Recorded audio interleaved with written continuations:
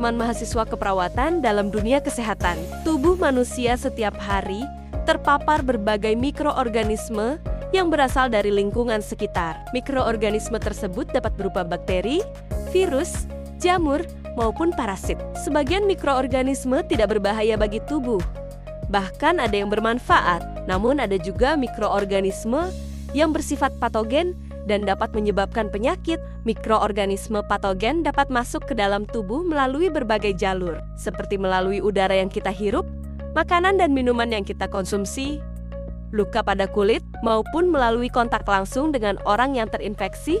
Untuk melindungi diri dari serangan mikroorganisme tersebut, tubuh manusia memiliki sistem pertahanan alami yang dikenal sebagai sistem imun atau sistem kekebalan tubuh. Sistem imun memiliki peran penting dalam mengenali mikroorganisme asing, melawan mikroorganisme tersebut, serta menghancurkannya sebelum menimbulkan penyakit secara umum. Sistem pertahanan tubuh dibagi menjadi dua jenis utama, yaitu pertahanan non-spesifik dan pertahanan spesifik. Pertahanan non-spesifik merupakan garis pertahanan pertama tubuh terhadap mikroorganisme. Sistem ini bekerja secara cepat dan tidak tergantung pada jenis mikroorganisme tertentu. Contoh dari pertahanan non-spesifik adalah kulit, membran mukosa, rambut hidung, refleks batuk dan bersin, serta cairan tubuh seperti air mata dan saliva yang mengandung zat antimikroba. Kulit berfungsi sebagai penghalang fisik yang mencegah mikroorganisme masuk ke dalam tubuh. Membran mukosa yang terdapat pada saluran pernapasan dan saluran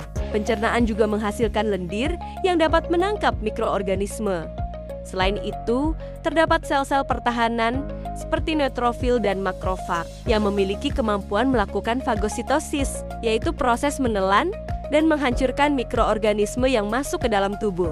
Sementara itu, pertahanan spesifik atau imunitas adaptif melibatkan respon imun yang lebih terarah terhadap mikroorganisme tertentu. Sistem ini melibatkan limfosit B yang menghasilkan antibodi serta limfosit T yang berperan dalam menghancurkan sel yang telah terinfeksi. Dengan adanya dua sistem pertahanan ini, tubuh mampu melindungi diri dari berbagai serangan mikroorganisme. Namun pada kondisi tertentu, sistem pertahanan tubuh dapat mengalami penurunan fungsi.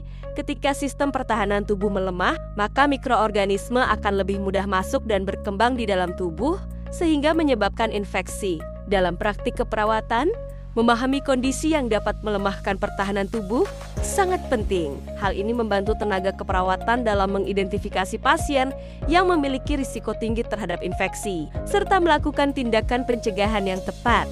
Salah satu kondisi yang dapat melemahkan pertahanan tubuh adalah faktor usia. Pada bayi dan anak-anak, sistem imun belum berkembang secara sempurna. Oleh karena itu, mereka lebih rentan terhadap berbagai penyakit infeksi seperti infeksi saluran pernapasan, diare, maupun infeksi kulit. Bayi yang baru lahir sangat bergantung pada antibodi yang diperoleh dari ibunya selama masa kehamilan serta melalui ASI setelah lahir. Antibodi ini memberikan perlindungan sementara terhadap beberapa jenis penyakit. Namun seiring waktu, perlindungan tersebut akan menurun sehingga bayi perlu membentuk sistem imunnya sendiri. Sebaliknya, pada usia lanjut atau lansia, sistem imun juga mengalami penurunan fungsi. Kondisi ini dikenal sebagai immunosenescence, yaitu penurunan kemampuan sistem imun seiring bertambahnya usia. Penurunan ini menyebabkan tubuh lansia lebih mudah mengalami infeksi. Respon terhadap vaksin menjadi lebih rendah, serta proses penyembuhan luka menjadi lebih lambat. Kondisi berikutnya yang dapat melemahkan pertahanan tubuh adalah malnutrisi atau kekurangan gizi. Nutrisi memiliki peran yang sangat penting dalam menjaga fungsi sistem imun. Tubuh membutuhkan berbagai zat gizi seperti protein, vitamin, dan mineral untuk membentuk sel-sel imun, antibodi, serta berbagai komponen pertahanan tubuh lainnya. Protein diperlukan untuk pembentukan jaringan tubuh dan produksi antibodi. Vitamin seperti vitamin A, vitamin C, dan vitamin D membantu menjaga fungsi sel imun serta melindungi tubuh dari infeksi. Mineral seperti zinc dan zat besi juga memiliki peran penting dalam menjaga aktivitas sistem imun. Apabila seseorang mengalami kekurangan nutrisi, maka sistem pertahanan tubuh akan melemah. Hal ini menyebabkan tubuh menjadi lebih rentan terhadap berbagai penyakit infeksi. Oleh karena itu, pemantauan status gizi pasien merupakan bagian penting dari perawatan keperawatan. Kondisi lain yang dapat melemahkan pertahanan tubuh adalah penyakit kronis. Beberapa penyakit kronis diketahui dapat mengganggu fungsi sistem imun tubuh. Salah satu contoh yang sering ditemukan adalah diabetes mellitus. Pada penderita diabetes, kadar gula darah yang tinggi dapat mengganggu fungsi sel-sel imun serta memperlambat proses penyembuhan luka. Selain itu, kadar gula yang tinggi juga dapat menjadi media yang baik bagi pertumbuhan mikroorganisme. Akibatnya, penderita diabetes lebih rentan mengalami infeksi seperti infeksi kulit, infeksi luka, infeksi saluran kemih, maupun infeksi jamur. Selain diabetes, penyakit kronis lain seperti kanker, penyakit ginjal kronis, penyakit hati kronis, penyakit paru kronis, serta infeksi HIV juga dapat menyebabkan penurunan sistem pertahanan tubuh. Pasien dengan kondisi tersebut biasanya memerlukan pemantauan yang lebih ketat terhadap kemungkinan terjadinya infeksi. Kondisi berikutnya adalah penggunaan obat-obatan tertentu. Beberapa jenis obat dapat menurunkan kemampuan sistem imun tubuh. Contohnya adalah kortikosteroid, obat kemoterapi, serta obat imunosupresan yang digunakan pada pasien transplantasi organ atau penyakit autoimun. Obat-obatan ini bekerja dengan cara menekan aktivitas sistem imun.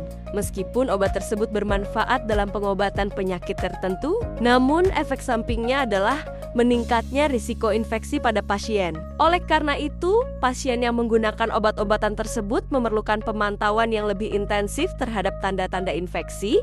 Perawat juga memiliki peran penting dalam memberikan edukasi kepada pasien mengenai pentingnya menjaga kebersihan diri serta mematuhi pengobatan yang diberikan.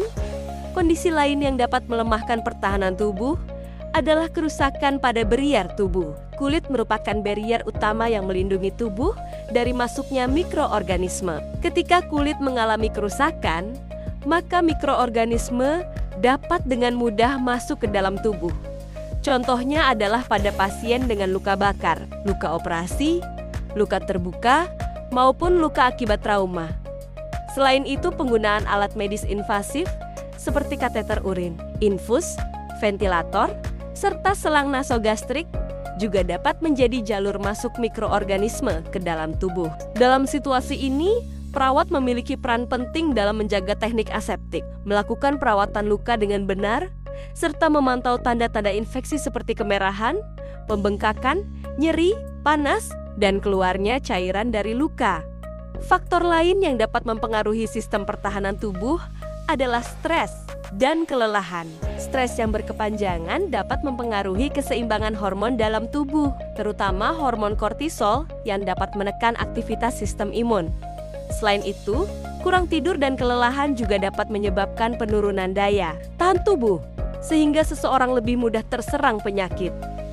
Oleh karena itu, menjaga keseimbangan antara aktivitas, istirahat, serta kondisi psikologis pasien merupakan bagian penting dalam menjaga kesehatan. Selain faktor-faktor tersebut, kebersihan lingkungan juga memiliki peran penting dalam mencegah infeksi.